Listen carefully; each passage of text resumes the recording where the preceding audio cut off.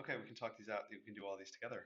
Suppose you graph a linear system of linear equations and the intersection point appears to be 3 comma 7. What can you do? Can you be sure that the ordered pair 3 comma 7 is the solution? What can you do to be sure? Well, I'm going to just type it out.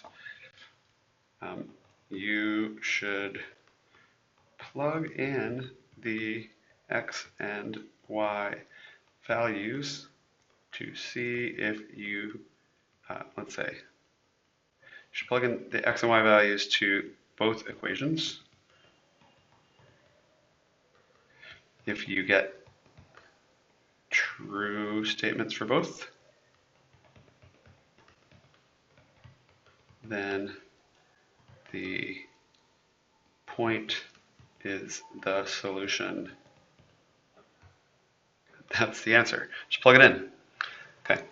Now, without graphing, decide whether it has one solution, no solutions, or infinitely many. So what we want to look at here is what are the slopes of these? The slopes of these two are exactly the same, which means it's not going to be a one solution situation. It's going to either be infinitely many or no solutions. Well, then we have to look at the intercept. If they have different intercepts, that means they're parallel. They never meet. And they have different intercepts. So that means that there is no solution. So we'd say no solution. We didn't need to graph it to do that. We just know that those lines are going to be parallel. Now for this one, this last one, 36, we really want to take the equation, the bottom equation. I'm going to just watch what I'm going to do. 2x minus 2y equals negative 1, and I'm going to divide everything by 2.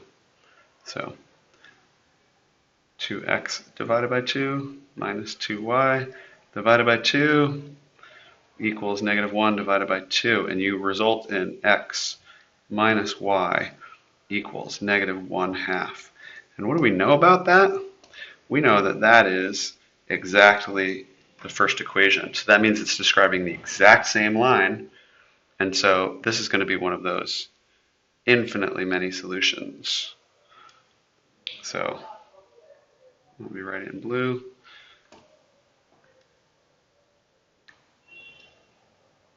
Infinite